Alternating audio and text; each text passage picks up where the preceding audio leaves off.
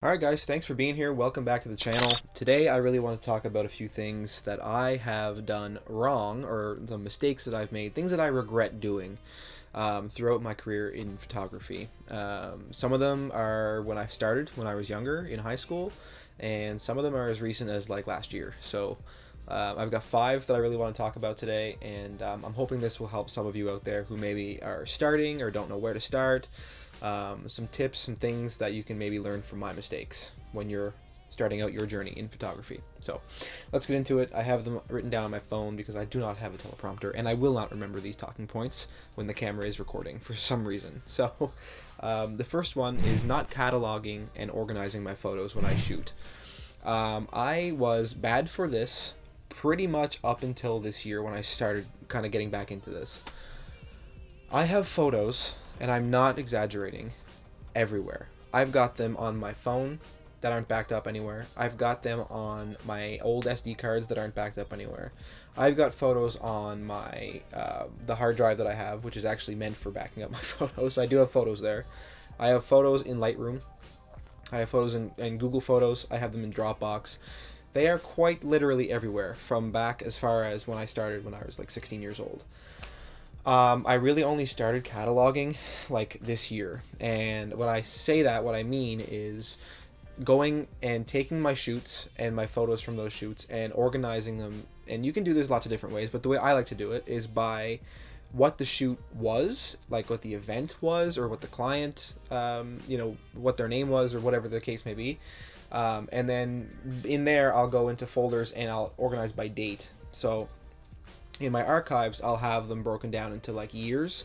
So I'll have like 2016, 17, 18, right? And then in each of those folders, I'll have subfolders of the shoots that I've done, or like, if it was just random photos that I took for myself, I'll have them cataloged in months. So like April, May, June, July, things like that.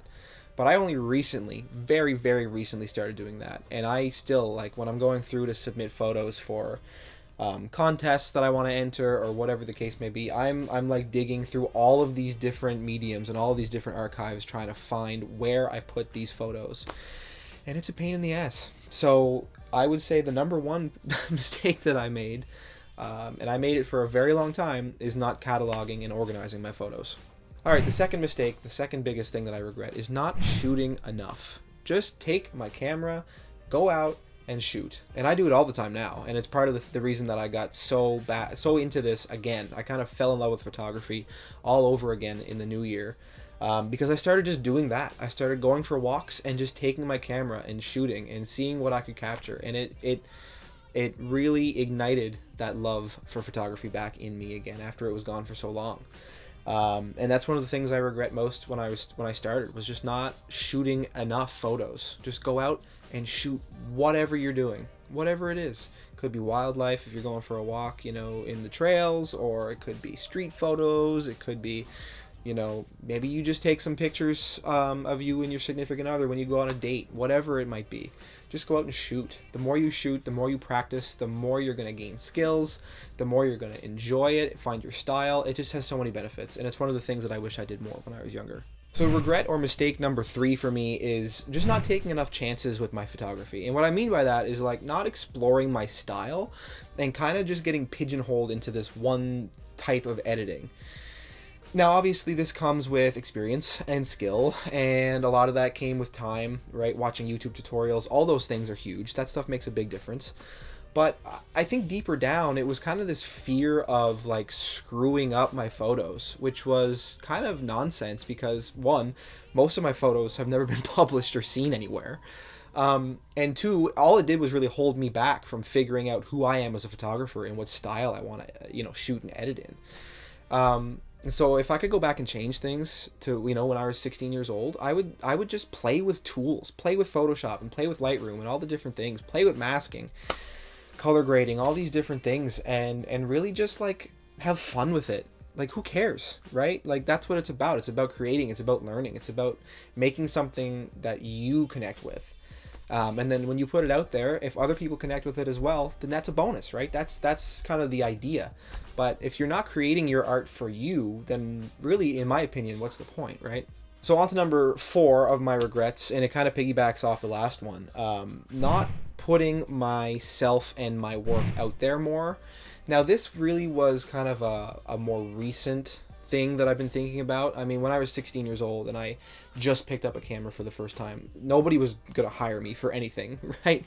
But as I moved in through the years and I kind of gained skills and I upgraded some gear and things like that, I still was kind of timid in the way that I promoted myself. I wasn't really doing YouTube a whole lot. I wasn't on TikTok doing photography. My Instagram was photography based, but I really wasn't pushing it anywhere. And so, you know, there was really not a whole lot of ways for people to find me and to find my work because I wasn't putting in the work myself. And I feel like maybe if I'd started doing that even a few years earlier, who knows, you know, I might have been in a better place now. And I mean, I don't regret where I'm at. Everything happens for a reason, and I believe that. And I think that holds true for photography or whatever you're doing in life. But I think that I probably could have done a little bit of a better job kind of promoting myself and promoting my work. So my 5th and final regret throughout my photography career so far is giving up for 2 years. Before the new year, before January of this year, I hadn't touched my camera in almost 2 full years. There was lots of reasons for it. You know, lots of personal life things. Life was very busy. I really didn't have the opportunities to take the camera and make art with it the way that I want to. And so it just sat in my camera bag for a long time. And that even got to a point where when I was actually getting ready to enroll myself in paramedic school, I had my gear up for sale. I was going to sell everything and completely, you know, kind of call it quits and put it on the back burner. I guess, like I said before, everything happens for a reason. It didn't sell. Not a single hit on Marketplace. And fast forward now to January, well, we're now February, but to this year, and I've picked it up again and I've fallen in love with it more than I probably ever have. But yeah, I think that if I had probably continued and done even a little bit, even just to create for myself, even if I wasn't pushing my business out there, for the past 2 years, I mean, like I said, who knows where I'd be right now. But that being said, it is what it is. Here we are. But it's definitely something that I kind of think about every now and then. So you guys, it's a list. That's the list of 5 items or 5 things that I kind of regret, or some mistakes that I feel like I've made over the last, I don't even know how many years. I'm almost 25, so almost 10 years, 8 years in photography. Hopefully you guys can kind of learn from this a little bit. If you have any questions or some things that you want me to elaborate on a little bit more, drop a comment. I'd be happy to. Who knows, maybe some comments might even prompt a follow-up video if it's popular enough. So that being said, guys, I hope you enjoyed. If you would consider, please subscribe and like this video. Every week, every Thursday, we upload here now, and I hope to continue that for a very long time. So join the ride if you so wish, and thank you so much for watching. I'll see you guys very soon.